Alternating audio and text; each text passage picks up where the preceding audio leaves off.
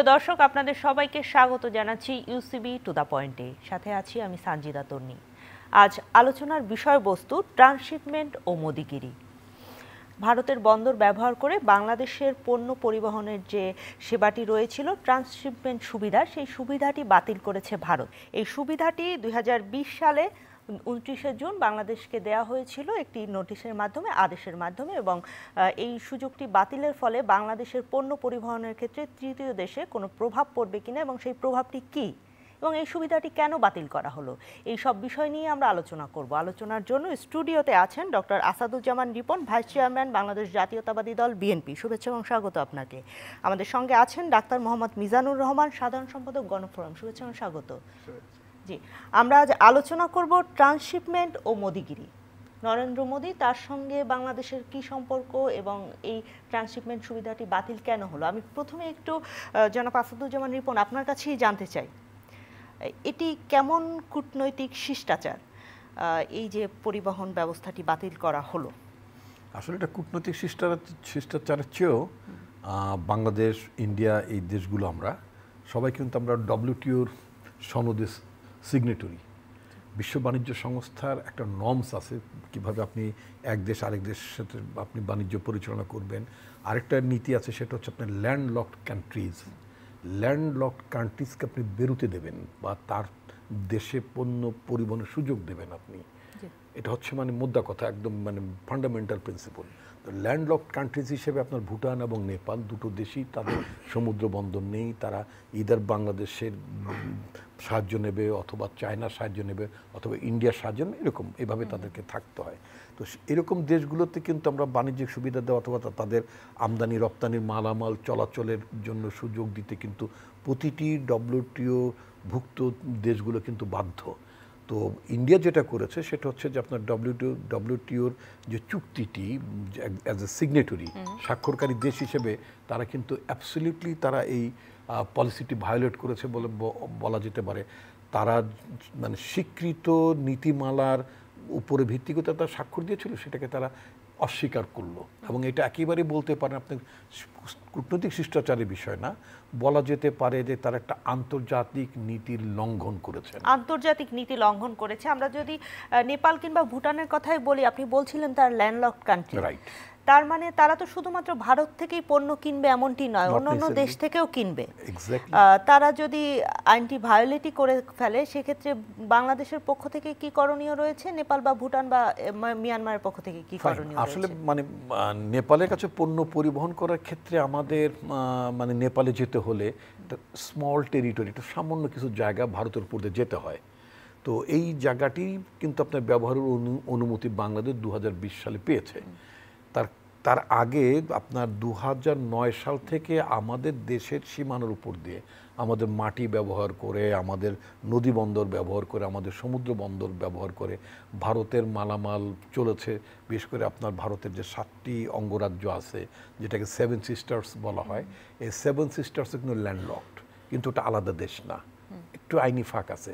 ওটা ভারতের অঙ্গীভূত মানে 7টি রাজ্য, বাট তারা ল্যান্ডলকড উইদিন দেয়ার কান্ট্রি, কিন্তু আলাদা স্টেট না। তো সুতরাং ওই ল্যান্ডলকড রিজিয়নে যখন ভারত মালামাল যখন দিতে চায়, পাঠাতে চায়, সেটা খাদ্যদ্রব্য বলেন, ওষুধ বলেন, নির্মাণ সামগ্রী বলেন, হোয়াট এভার, তাদেরকে অনেক কলকাতা থেকে অনেক দূর করে কয়েক হাজার মাইল ঘুরে যেতে হয়, তার জন্য কষ্ট অনেক বেশি পড়ে যায়। তো বাংলাদেশের কাছে তারা চাইলো যে যেটা মানে আওয়ামী লীগ সরকার বলে বারবার বলতেন কানেক্টিভিটি বলে একেবারে মুখে ফেনা তুলে ফেলতো। In the name of connectivity বাংলাদেশকে তারা বলল, you cannot reach to our 7 sisters, আমাদের 7টা অঙ্গরাজ্যে আমরা মালামাল পাঠাতে পারি না, বা পাঠাতে গেলে অনেক বেশি ব্যয় বেড়ে যায়। তারাও আমাদের বন্দরগুলো ব্যবহার করে, তখন তারা আমাদের বন্দর ব্যবহার করার অনুমতি চাইলো, আমাদের রাস্তা ব্যবহার করার অনুমতি চাইলো। এমনকি যাতে পদ্মা ব্রিজ, আপনাকে একটা কথা বলে রেখে, আপনার দর্শক হয়তো অনেকেই জানেন না, অনেকে মনে করেন যে পদ্মা ব্রিজের রেল লাইন লিঙ্কড হয়েছে, সংযুক্ত হয়েছে, এটা বোধহয় অনেক ব্যাপার। বিলিভ ইট অর নট, আমি তো এই পারের লোক, মানে অর্থাৎ পদ্মা পারের এই পারের লোকই আমি, আমার বাড়ি ওখানেই। যখন ওখান থেকে রেল লাইনটা যখন ঢাকায় ঢোকে, একেবারেই বগিগুলো খালি থাকেন, প্রচণ্ড লস আমাদের। এই রেল লাইনটা যুক্ত করা হয়েছে, আমাদের প্রায় 10,000 কোটি টাকা ব্যয় হয়েছে পদ্মা ব্রিজের সাথে আপনার রেল লিঙ্কিংয়ের জন্য। এটা শুধুই মাত্র ভারতকে ফ্যাসিলিটেট করার জন্য, ভারতীয় মালামাল যাতে কলকাতা থেকে যাতে এই রেলে করে যাতে আমাদের দেশের মধ্যে ঢুকে তারপরে যাতে আপনার আগরতলা বলেন, মেঘালয় বলেন, অন্যান্য রাজ্যগুলোতে ঢোকে। অর্থাৎ বাংলাদেশ ফ্যাসিলিটেট করেছে এত বেশি, অত্যন্ত তাদের ট্রান্সশিপমেন্ট সুবিধার জন্য এটি করেছে। আমি ফিরবো আপনার কাছে। জি, আপনার কাছে জানতে চাই, অনেকগুলো বিষয় উঠে আসলো এখানে। ভারতের সবসময় একটা দাদাগিরি ব্যাপার রয়েছে আমরা জানি, এবং পতিত সরকারও বলেছিল যে ভারতকে আমরা যা দিয়েছি সারা জীবন মনে রাখবে। এখন কি সরকার পরিবর্তন, এই জন্য এই ধরনের ঘটনা ঘটছে আমাদের সঙ্গে? এটা দেখেন, এটা যথার্থ আপনি যেটা বলেছেন, কারণ এমন একটা সময়ে ভারত সরকার বা নরেন্দ্র মোদী সরকার এই যে ট্রান্সশিপমেন্ট যে সুবিধা এটা বাতিল করলো।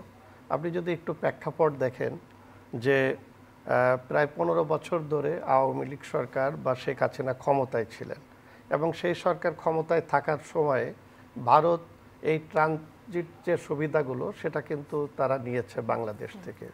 বিশেষ করে আমাদের যদি চট্টগ্রাম পোর্ট যদি দেখেন, সেই পোর্ট থেকে কিন্তু পণ্য পরিবহন করে সেটা কিন্তু ভারতের এই যে আমাদের পাশের যে ত্রিপুরা সহ অন্যান্য দেশে কিন্তু যাওয়ার সুবিধা তারা নিচ্ছে। তো এ পর্যন্ত প্রশ্ন উত্থাপিত হয়নি, কিন্তু এই যে জুলাই অভ্যুত্থানের পরে আমাদের দেশে একটি অন্তর্বর্তীকালীন সরকার প্রতিষ্ঠা হয়েছে, এবং আমাদের সাবেক প্রধানমন্ত্রী শেখ হাসিনা পালিয়ে ভারতে আশ্রয় নিয়েছে এবং তাকে তারা আশ্রয় প্রশ্রয় দিয়েছে।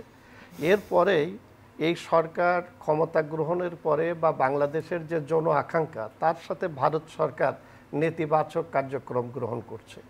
এর ফলশ্রুতিতেই আজকের এই অবস্থাটা তৈরি হয়েছে বলে আমরা মনে করছি। কারণ দেখেন, কয়েকদিন আগে বিমস্টেক একটা সম্মেলন হয়েছে, সেখানে আমাদের নরেন্দ্র মোদী এবং আমাদের অন্তর্বর্তীকালীন সরকার প্রধান ডক্টর ইউনূস তাদের সাথে একটা দ্বিপাক্ষিক বৈঠক হয়েছে, এবং সেই বৈঠকে বলা হয়েছিল যে পারস্পরিক সম্পর্ক এগিয়ে নেওয়ার ব্যাপারে দুই দেশই কাজ করবে, এবং তারপরে এই ব্যাপারটি আসলো, এবং তারা কারণ হিসাবে দেখিয়েছে যে ভারতের নিজেদের রপ্তানি ব্যাহত হচ্ছে, পাশাপাশি ওখানে পণ্যের জট লেগে যাচ্ছে। আমি সেটাই বলছি। আজকে ভারতের পররাষ্ট্র মন্ত্রণালয়ের মুখপাত্র রণবীর জয়সওয়াল এই কথাটা বিবৃতিতে বলেছে যে তাদের অভ্যন্তরীণ ব্যবসার মানে পণ্য পরিবহনের জট দেখা দিয়েছে এবং উচ্চ ব্যয় ইত্যাদি। তো এটা যদি হয়েই থাকে তাহলে তো দুই দেশের মধ্যে পারস্পরিক আলোচনা করবে। এখন দুই দেশের সাথে তো বন্ধুত্বপূর্ণ সম্পর্ক বিদ্যমান রয়েছে। আপনি কয়েকদিন আগেই দুই দেশের শীর্ষ পর্যায়ের নেতৃবৃন্দের সাথে বৈঠক হলো, এরপরে কোনো আলোচনাই ব্যতি রেখে হঠাৎ করে তো এই কাজটা ভারত করে নাই। ভারত এটা জেনে বুঝেই এটা করেছে, এবং এই জায়গায় সবচেয়ে বড় যে ব্যাপারটা সেটা হলো যে ভারত এই ঘোষণার মধ্য দিয়ে বাংলাদেশের জনগণ এবং এই অন্তর্বর্তীকালীন সরকার প্রধানকে তারা একটা চ্যালেঞ্জের মধ্যে ফেলে দিয়েছে।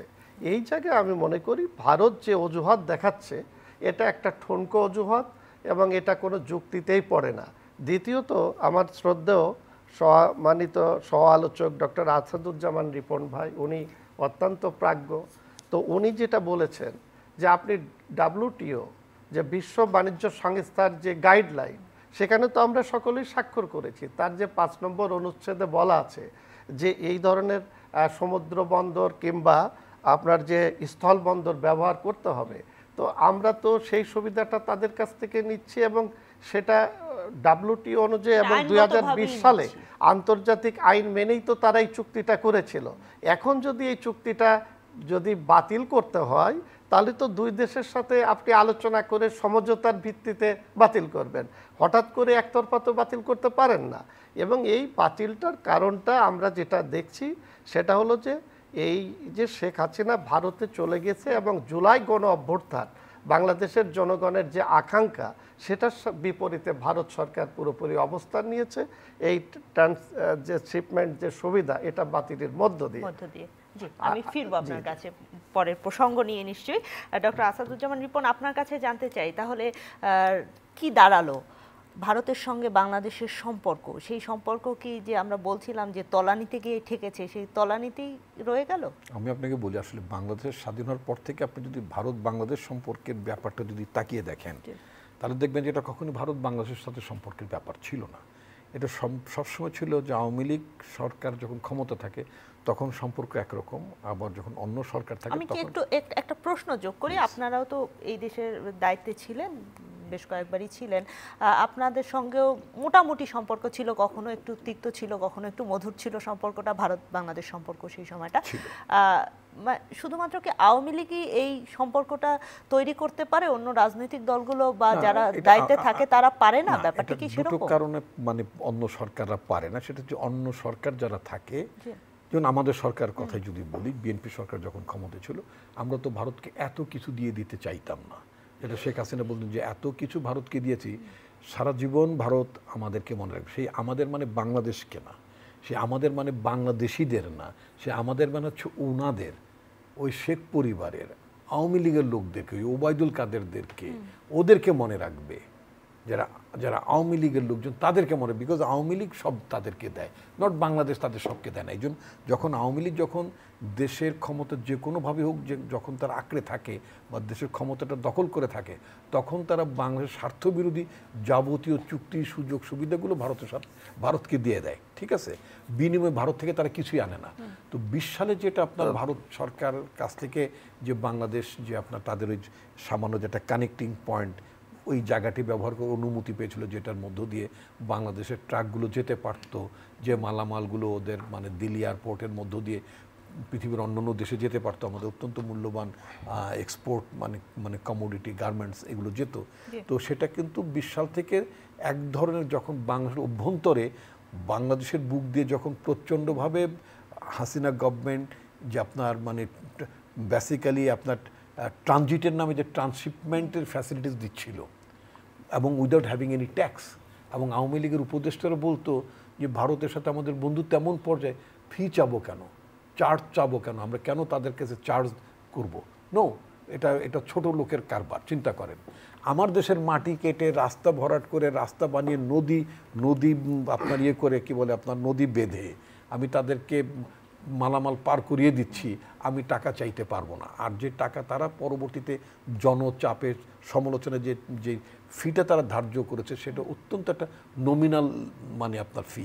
আপনি নিশ্চয়ই খেয়াল আছে, আপনি মানে আপনি অ্যান্ড্রয়েড ফোন বা আইফোন ব্যবহার করেন, অর্থাৎ ইন্টারনেটে আপনি কানেক্টেড থাকেন, আপনি একটু গুগলে যদি সার্চ করেন, তৎকালীন সময়ের আপনার আওয়ামীপন্থী যেই সমস্ত বাটপার অর্থনীতিবিদগুলো ছিল, আমি I am sorry to pronounce that word, বাটপার এই কারণে বলছি যা সত্য নয়, সে মিথ্যা কথাগুলো বলে বাংলাদেশের মানুষকে প্রতারিত করেছে।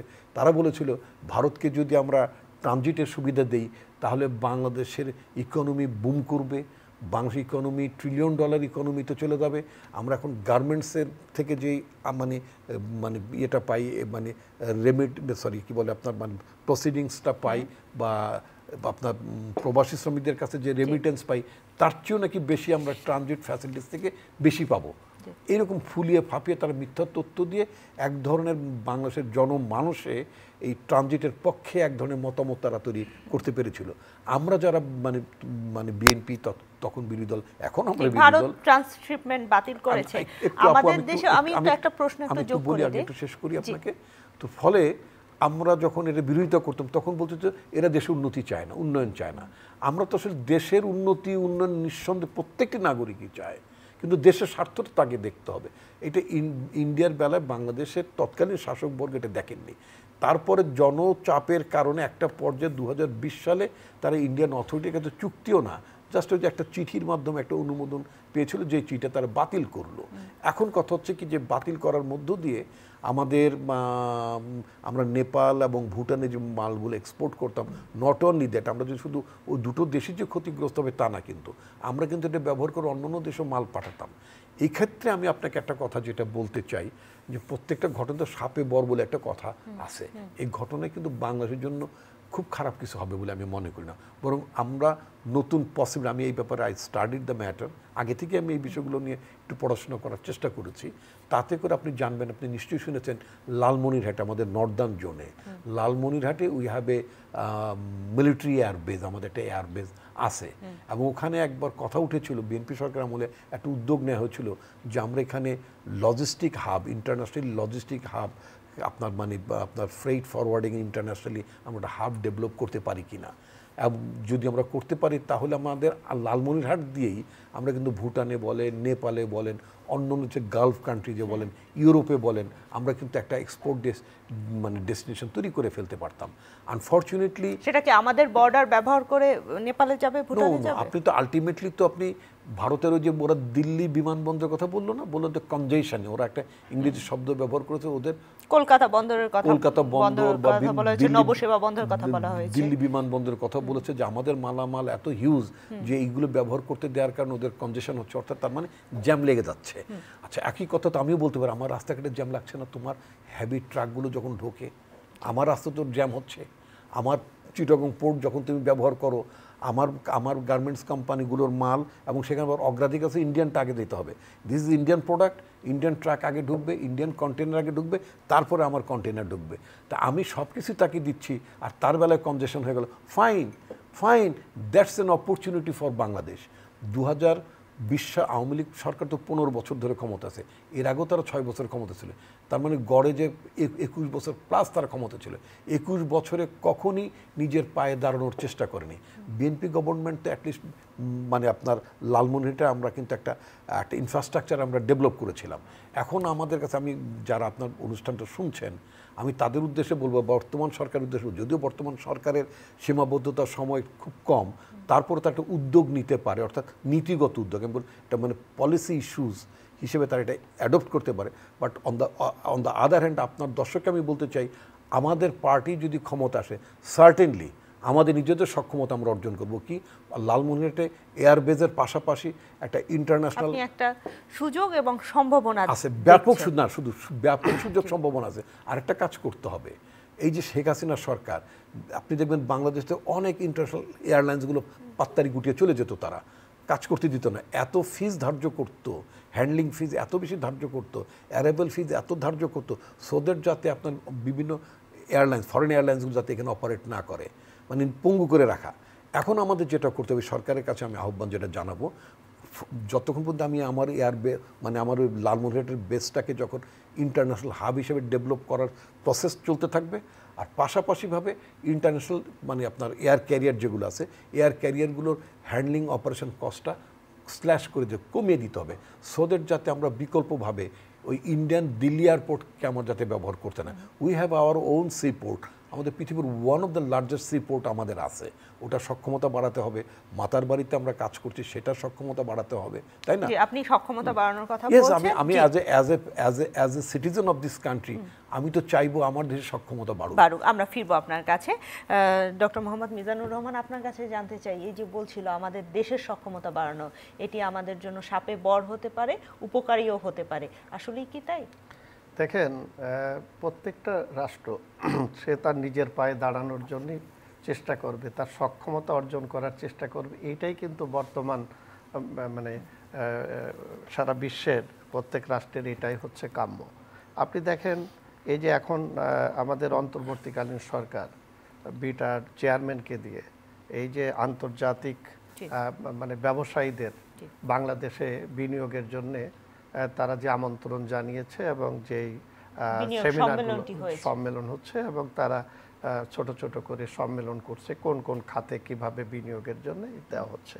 তো এখন আপনি যদি এটা করতে চান, তো বিদেশিরা বিনিয়োগ কখন করতে আসবে প্রথম দেখবে যে এই দেশে একটি রাজনৈতিক স্থিতিশীলতা আছে কিনা, দেশে গণতন্ত্র এবং সুশাসন আছে কিনা, এটা তারা দেখবে। আরেকটা জিনিস দেখবে যে বিনিয়োগ করার পরে আমি সেই বিনিয়োগের নিরাপত্তা কতটুকু পাবো।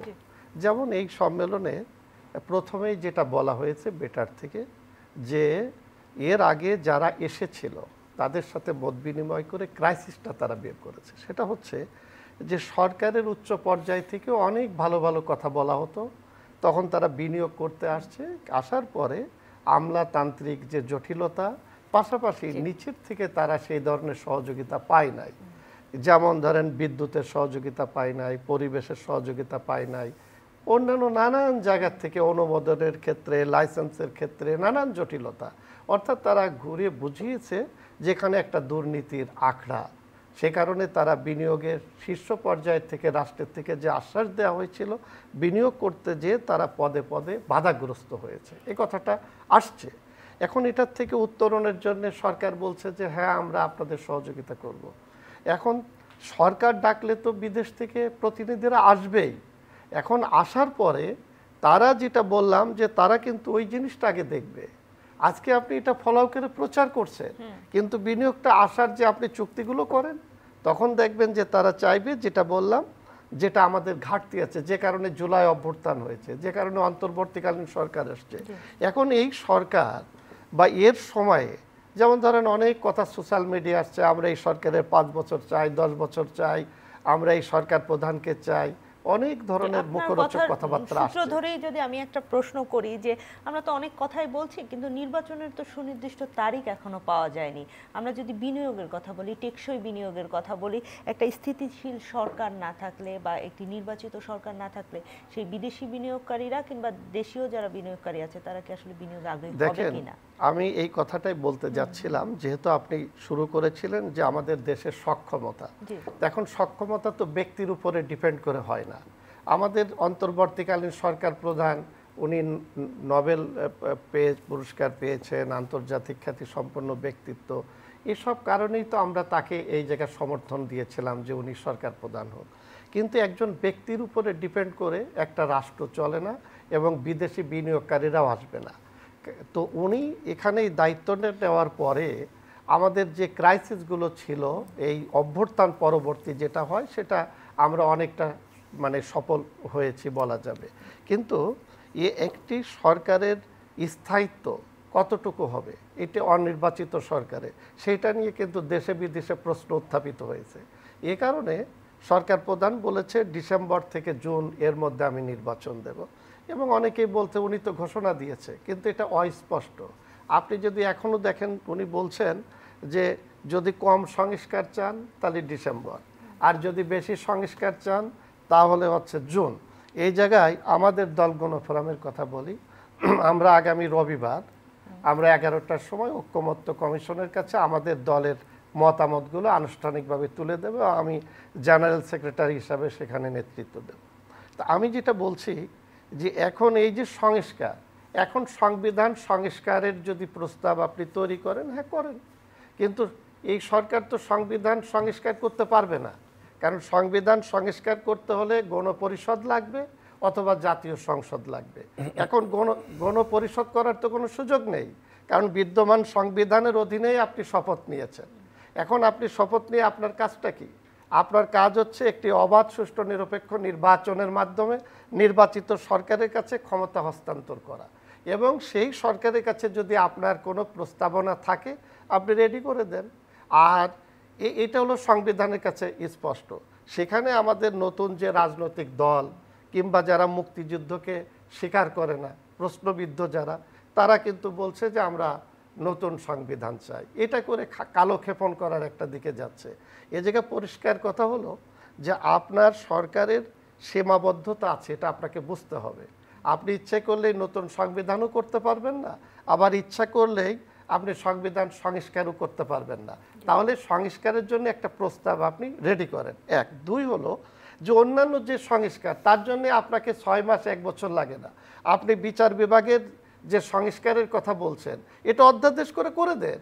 এটা পলিটিক্যাল পার্টির সাথে বসে না, একদিন বসলে আমরা এটা সাপোর্ট দেব যে আমাদের বিচার ব্যবস্থার কোন কোন জায়গায় ঘাটতি আছে।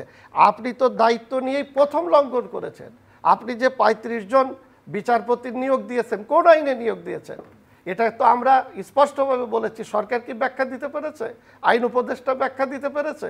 প্রধান উপদেষ্টা শপথ নিয়েই তিনি বলেছেন যে আইনের শাসন কায়েম করবেন। তো তিনি তো এটা লঙ্ঘন করে এই 35 জন বিচারপতিকে নিয়োগ দিলেন। এবং আপনি তো একজন আইনজীবী, এবং এই বিচারাঙ্গনে বিচারপতি হওয়ার জন্যে যে ক্রাইটেরিয়া থাকা দরকার আমরা শুনেছি সেটা নাই, এটা হয়েছে। আচ্ছা, তারপরে আপনি দেখেন জনপ্রশাসনের সংস্কার, এটার জন্য তো এত আপনার 6 মাস সময় নেই, আপনি অধ্যাদেশ করে দিয়ে দেন। আচ্ছা, বিচার বিভাগ, জনপ্রশাসন, পুলিশ সংস্কার, আরেকটা কথা বলি, আরেকটা জিনিস জানতে চাই, তাহলে আপনারা চাচ্ছেনটা কি? ডিসেম্বর থেকে যে জুনের মধ্যে নির্বাচনটা হবে সেটা কি আরো এগিয়ে আনতে চাচ্ছেন? আমরা বলছি আপনি রোড ম্যাপ দেন।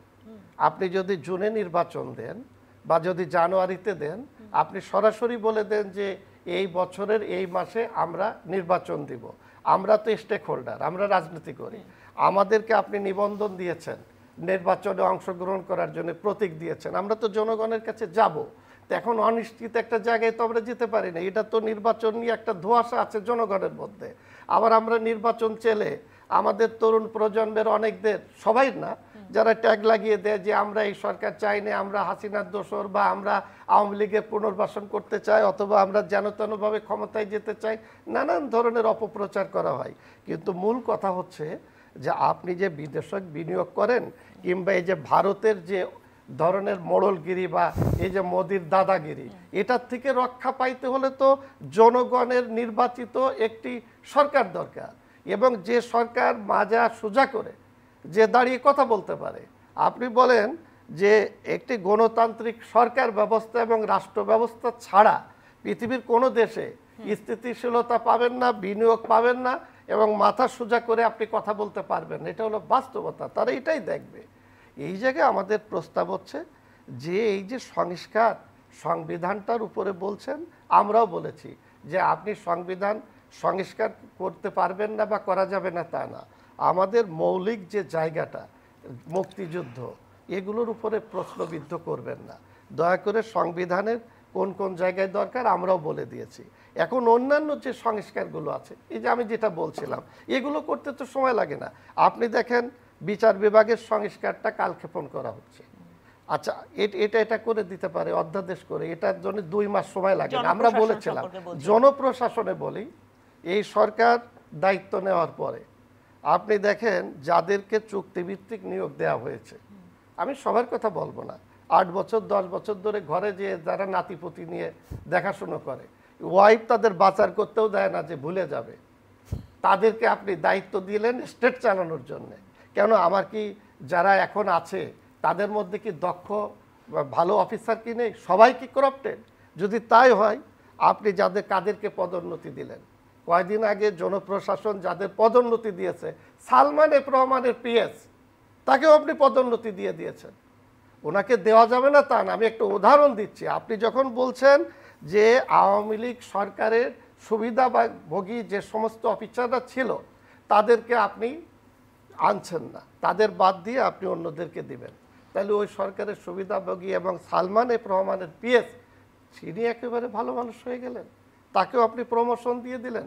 অর্থাৎ প্রশ্ন উঠছে, বাতাসে যেটা আসছে, যে এই সরকারের কাছে যে যেরকম তদবির করে সুবিধা নিতে পারছে তারা সেভাবে নিয়ে যাচ্ছে। অর্থাৎ রাষ্ট্র তো ভালোভাবে চলছে না।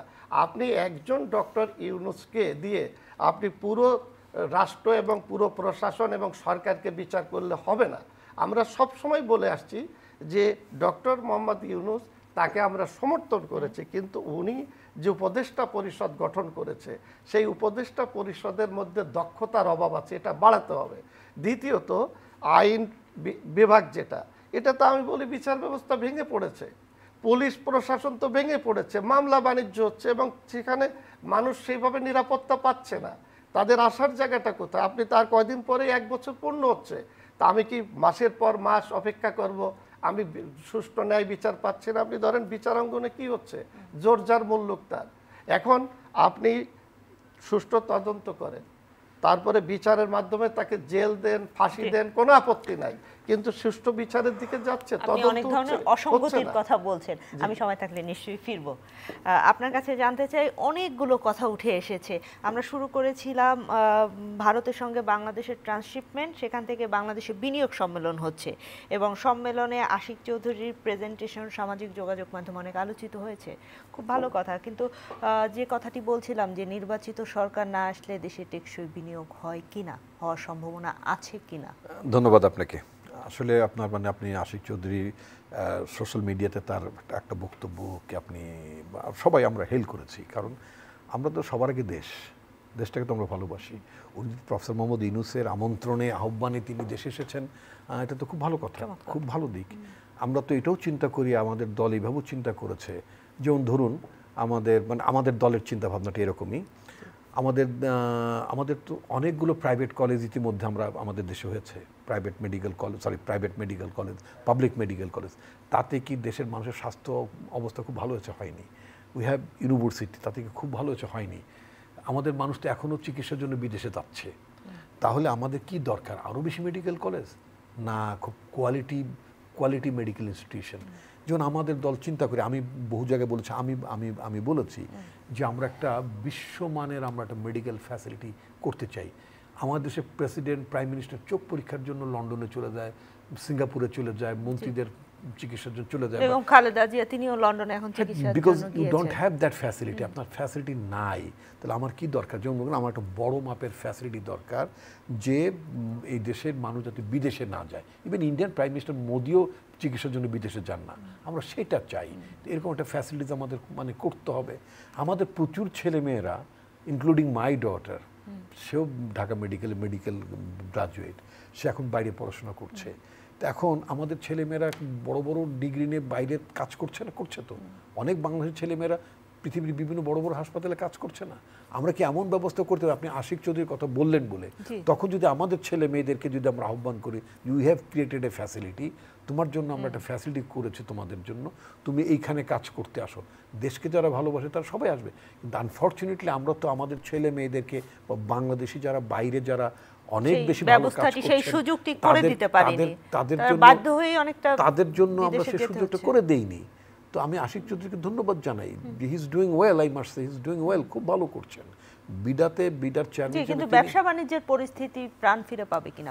নিশ্চয়ই পাবে, কেন পাবে না? আমরা আজকে একটা মানে আপনার গভর্নমেন্ট হচ্ছে একটা চেইন টু চেইন, তাই না? হাসিনা গভর্নমেন্ট এটাকে শ্যাটার্ড করে পর্যদস্ত করে দিয়েছে। এখন এটাকে রিবিল্ড করতে হবে, দেশটা গড়ারও তো এখন একটা সুযোগ। প্রফেসর মোহাম্মদ ইউনূস অফকোর্স মানে উনি আমাদের জন্য একটা আইকনিক ফিগার, উনি একটা ওয়ার্ল্ড ব্র্যান্ড, তাকে আমরা কাজে লাগাতে চাই। উনি দেশের জন্য নিশ্চয়ই অনেক ভালো কাজ করবেন। What he said, it will require a team, একটা টিম তো লাগবে। কিন্তু ওনার টিমের মধ্যে যারা আছেন, আমি যদি পার্টিকুলার অ্যাডভাইজারি কাউন্সিলের কথা যদি বলি, আমি Ashik Chowdhury is not an adviser, বা others they are not adviser, but if I say about the advisers, তারা অনেকেই একেবারে ফ্রাজাইল। তাদের আমার কাছে মনে হয়েছে দু একজন মানে তাদের মানে cognitive, he is a doctor, he understands, তাদের কগনিটিভ পাওয়ারও কারো আমার কাছে ঘাটতি আছে বলে মনে হচ্ছে। মানে সেন্স অফ মানে কগনিটিভ অ্যাপ্রোচ ঘাটতি আছে মনে হয় আমার। এই সরকারটি যখন অন্তর্বর্তীকালীন সরকারটি গঠন হলো, আপনাদের সকল রাজনৈতিক দলের সমর্থনেই গঠন হলো, যখন পারিষদ তৈরি হলো তখন আপনারা কেন বললেন? বলছি না কেউ, এই যে বলছি, আরো আগে থেকে বলছি তো 8 মাস পরে এসে না আরো আগে থেকে বলছি। আপনি যে আমার কথা যদি আমি বহুত আগে থেকে বলছি, না উনি চালাতে পারছেন না, এটা তো এমন না। আপনি হাতে একটা ঘড়ি পড়েছেন, দেখা গেলো আপনার বেল্টটা লুজ হয়ে গেছে, ঠিক মতো কাজ করছেন, আপনি কি করবেন? রিপ্লেস করবেন না? করবেন তো। আপনার ব্যাটারিটা ডাউন হয়ে গেলে আপনি ব্যাটারিটা বদলাবেন না? গভর্নমেন্ট মানে এই না যে আমি ওয়ান্স আমি স্টার্ট যেটা করেছি ওটা দিয়েই চলতে হবে। ইটস নট এ নর্থ কোরিয়ার মতো তো আপনি চালালে পারবেন না। এখন যেটা দরকার হবে, অন্তর্বর্তীকালীন সরকার একটা সীমাবদ্ধতা আছে। সীমাবদ্ধতা হচ্ছে তার নামই অন্তর্বর্তীকালীন সরকার। They cannot take very big tasks, যেটা 2 বছর 4 বছর 5 বছর লাগবে একটা ইমপ্লিমেন্ট করার জন্য। সেই ধরনের টাস্কে তাদের যাওয়া উচিত হবে না।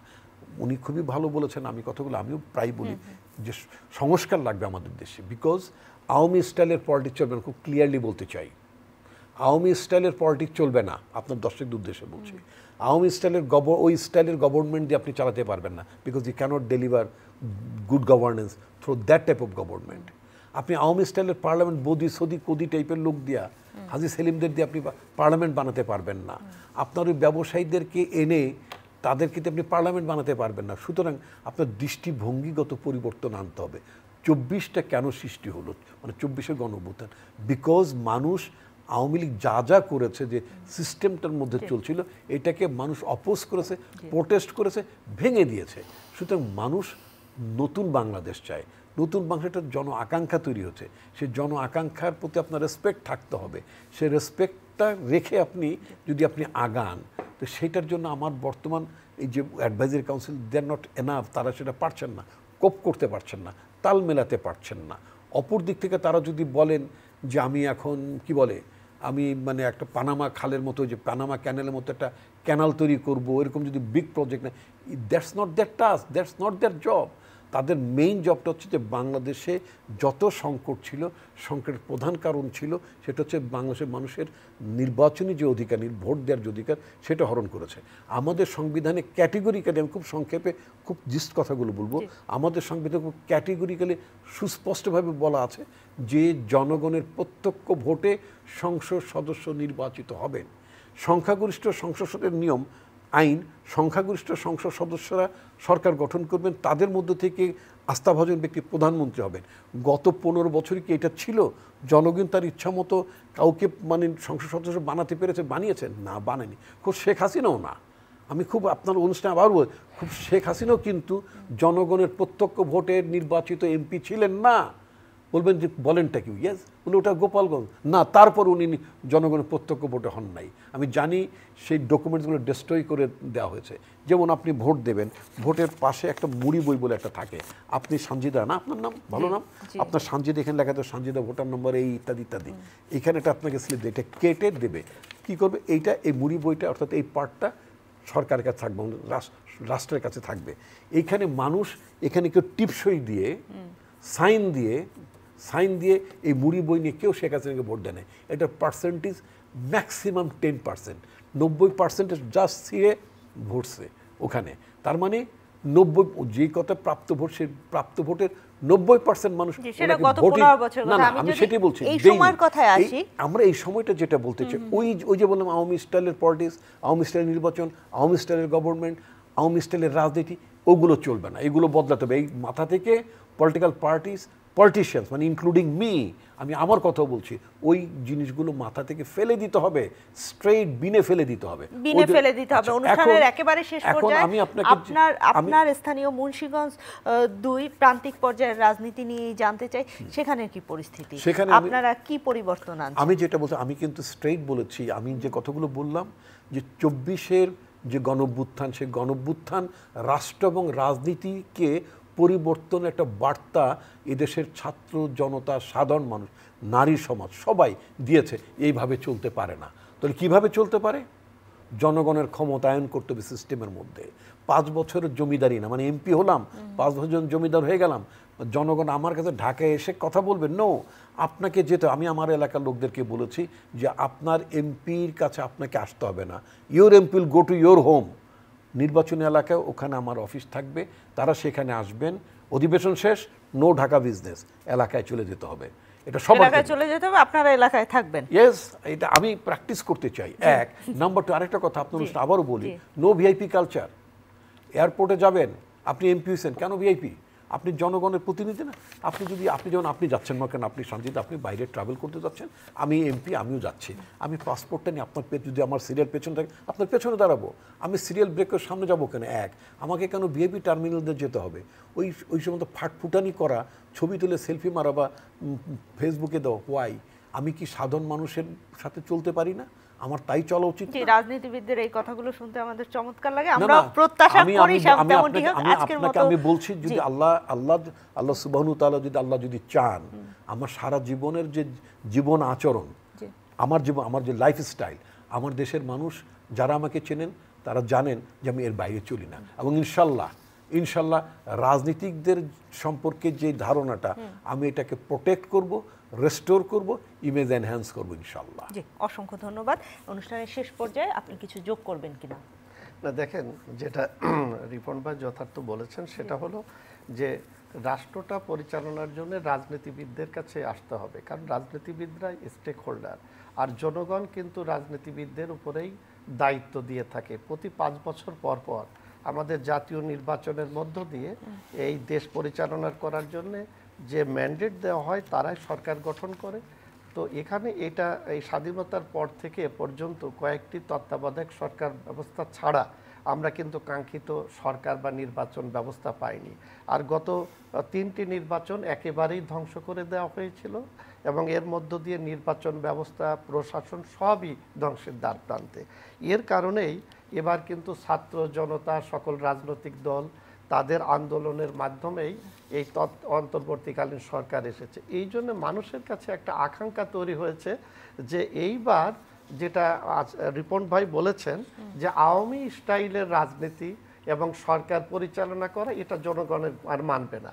আর সবচেয়ে আশার যে কথাটা, যেটার জন্য এই দেশের মানুষ আন্দোলন করেছে, রক্ত দিয়েছে, সেটা হলো যে 5 বছর পর পর একটি নির্বাচনকালীন সরকার, অর্থাৎ তত্ত্বাবধায়ক সরকার, এটা আমরা এনেছিলাম আন্দোলন করে, কিন্তু শেখ হাসিনা বাতিল করে দিয়েছিল।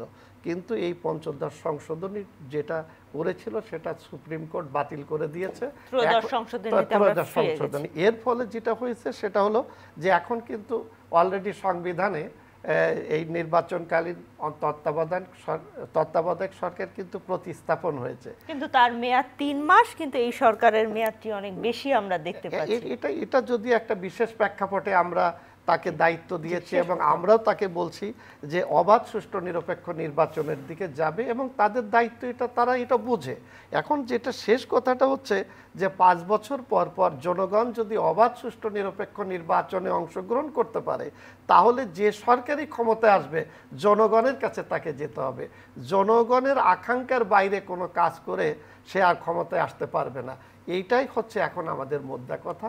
আমরা জনগণের কাছে ফিরে যেতে চাই। জনগণের ক্ষমতায়ন যেটা আমাদের সংবিধান দিয়েছে সেই জায়গায় যদি আমরা যেতে পারি তাহলে রাজনীতিটা স্বচ্ছ হবে, দুর্নীতি থাকবে না, আইনের শাসন বা সুশাসন প্রতিষ্ঠিত হবে। অসংখ্য ধন্যবাদ আপনাদের দুজনকে। প্রিয় দর্শক, ইউসিবি টু দ্য পয়েন্ট থেকে আজকের মতো বিদায় নিচ্ছি। আমাদের আলোচকরা যেটি বললেন, দেশে যদি সুশাসন নিশ্চিত হয়, দুর্নীতিমুক্ত একটি দেশ হয়, দেশে যদি একটি নির্বাচিত সরকার থাকে তাহলে নিশ্চয়ই দেশে বিনিয়োগ বাড়বে, ব্যবসা বাণিজ্য বাড়বে এবং বাংলাদেশের জনগণ যেমন একটি বাংলাদেশ চায় সেই বাংলাদেশের পথেই আমরা এগিয়ে যাব। আমরা ভারত বাংলাদেশ সম্পর্ক নিয়ে কথা বলছিলাম। আমরা চাই বাংলাদেশের সঙ্গে সকল দেশের সম্পর্ক, দ্বিপাক্ষিক সম্পর্কগুলো উন্নতি হোক। সবাই ভালো থাকবেন, সবার জন্য অনেক অনেক শুভকামনা।